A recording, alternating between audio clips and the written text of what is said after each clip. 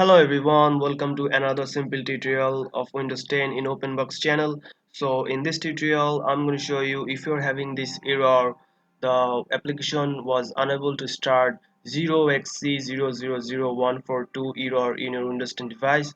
So I'm going to show you a method to resolve this problem. So first of all, you just have to go to a start menu and search for run. Then you have to open the run app here, and then you just have to search for regedit here, regeaedit regedit here, and click OK. After opening the menu here, you have to go to the HK local machine here, expand that option, then you have to choose software here, expand that again, then you have to find Microsoft, expand the Microsoft here, the arrow button, then you have to find Windows NT.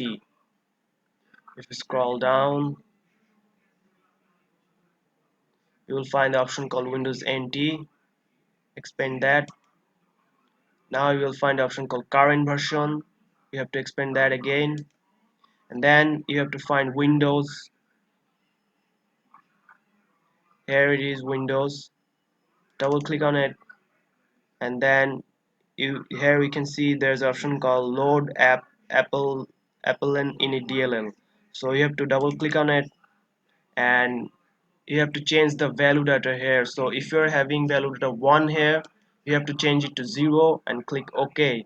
So if you're having the value data 1 here, that's the problem here. You have to change it to 0 here, click OK, and then you just have to close out of here, and then you just have to restart your PC, and after restarting again, hopefully that will solve your problem.